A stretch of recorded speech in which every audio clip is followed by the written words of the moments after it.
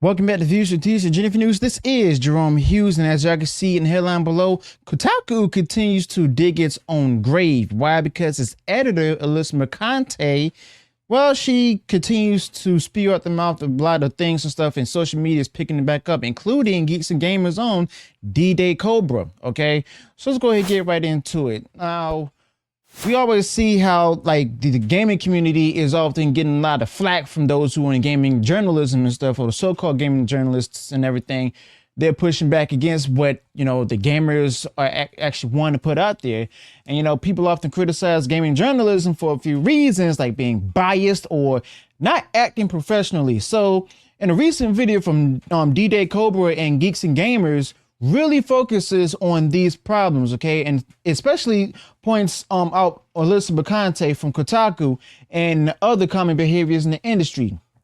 Now, DDayCobra and Geeks and Gamers, they discuss how these journalists might favor some games or companies, and sometimes they don't follow the usual professional rules, which makes people question their honesty and fairness.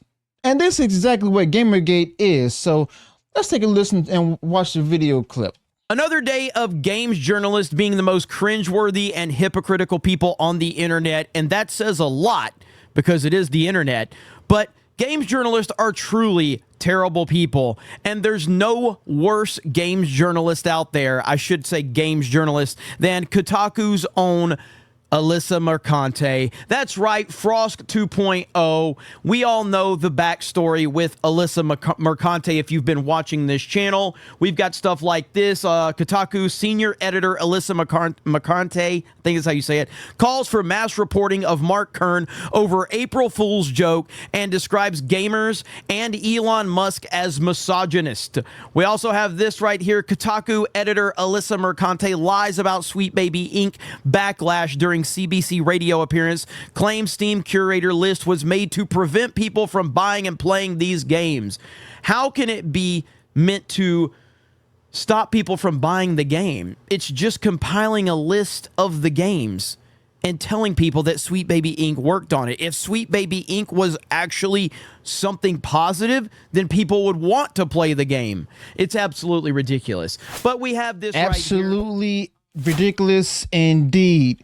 But the fact of the matter is, you know, like I said earlier in the video, Alyssa Mercante and Kotaku keeps digging its grave. And Alyssa Mercante, who's the editor at Kotaku and who also has me blocked on X, is right in the middle of a big fuss.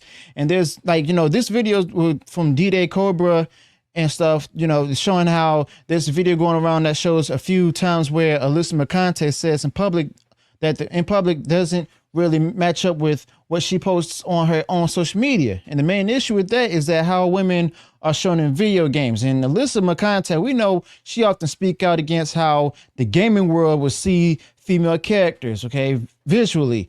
But then her own tweets seem to be okay with that kind of thing. And this got a lot of people calling her out as being a hypocrite. Hades 2 versus Stellar Blade. Here's the difference. Hades has been marked as a diverse game and is therefore an ally, while Stellar Blade refuses to bend the knee.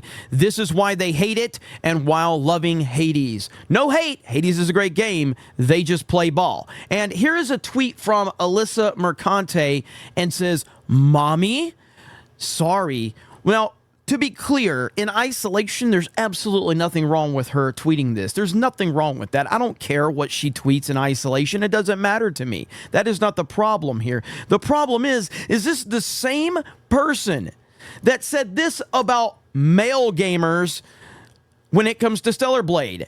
They want their women to be virtually silent, overly sexualized dolls in video games that they can jerk off to without having to wash their ass or clip their nails or show even a single attractive quality. And that was in reference to, of course, Stellar Blade.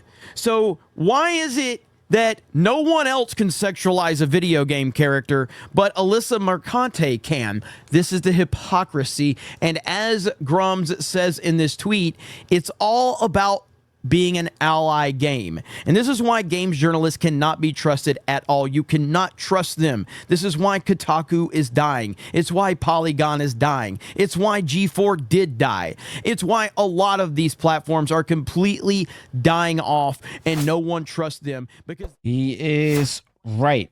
You know, he is right because it's not the fact that the platform is bad. You know, these gaming journalist platforms are bad.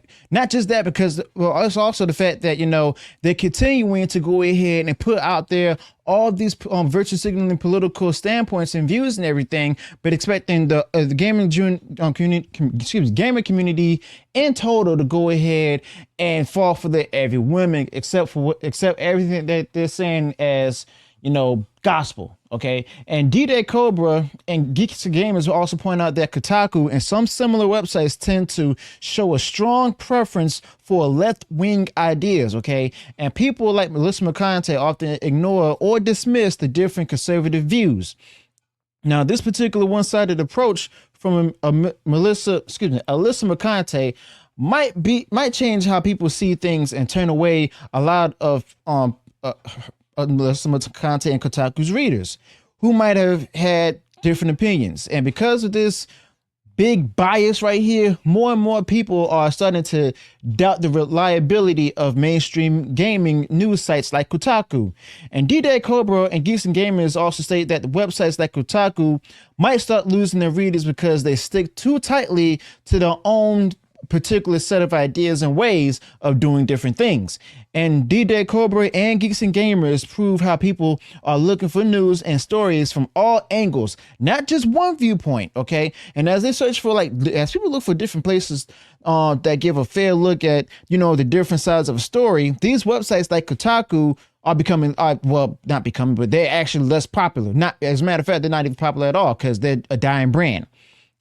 And this could open the door for new types of media sites that actually provide a variety of perspectives and attract readers who want a more balanced approach. Okay. Now, DDayCobra and Geeks and Gamers take a hard look at Kotaku and Alyssa Mercante and shows that all's not well with the world of gaming journalism. And DDayCobra and Geeks and Gamers point out that Kotaku seem to be saying one thing but doing the opposite, which is hypocrisy. And DDayCobra and Geeks and Gamers suggest that they might be favoring some opinions over others. And this makes us wonder if we can really trust these different media outlets, okay, like Kotaku and what they say about video games.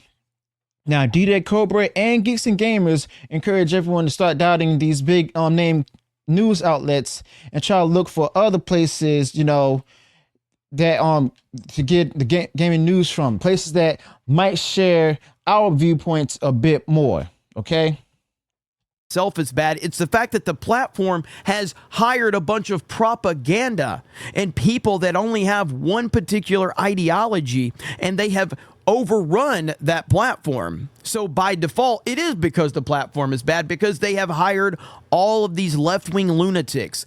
There's nothing wrong with having different opinions on your platform. There's nothing wrong with people having the type of views that Alyssa Mercante has. There is a problem when your platform has nothing but those views. And that's exactly what all of these gaming sites have, and people are sick and tired of. I mean, he is right. Okay, he's right. These companies have hired nothing. They don't hire journalists. They don't. They simply hire activists. Okay. They hire activists and stuff who don't have any major contributions to the games or even the entertainment content out there themselves. They just sit around on social media all day, make fun of people and stuff, call them every Islamophobe in the book and stuff, insulting them as well as degrading them because of the fact that they have a different viewpoint than they do. And the fact of the matter is, they're not only going against those who may be conservative leaning, but they're also going against those who don't even have any political ideology at all and don't want any political ideology. Okay, it's that simple. Now, to be fair, you all have heard me talk a lot about people who are left-leaning or who are stating that they're liberals and stuff. Only reason why I don't talk about conservatives like that is because of the fact that I haven't seen a conservative out there putting out any talking points and stuff to force the viewer or the gamer or the audience out there to go ahead and accept their views and stuff. As a matter of fact, they don't even put their views out there. And the fact of the matter is, there's people on the left and stuff who would assume that they don't show any light of, inclusivity and stuff that's going against their brands and stuff. They're going to accuse that particular company, as well as people working for the company, being every kind of ist and phobe in the book. And that's where the pushback comes from and stuff, because of the simple fact of the matter is, they don't care about what the customers want. They want to go ahead and make sure that platform, their political platform, is actually being heard and being accepted. And when it's not being accepted and when it's being ignored, that's when they get routed up all of a sudden and also start insulting people because of the fact that they refuse to go ahead and actually listen to them and accept what they're saying and stuff. Why? Because I used to be one of them. I used to be on the left. Now, and I'm not really affiliated with the right either. I consider myself as someone who's on the outside, not down the middle and everything. I'm on the outside. All right. And you know what? The fact of the matter is, I'm just someone who doesn't want any kind of particular political ideologies in any form of entertainment or games that may play. So let me know your thoughts about this in the comments below. Also, be sure to include any additional thoughts you might have on this particular topic. If you enjoy what I shared in this video, go ahead, smash the like button, and share far wide across social media. And if you haven't done so already and you enjoyed all the content I put out there, go ahead, subscribe to the channel, click the bell notification, so that way you'll be notified of future uploads and updates. Until then, peace.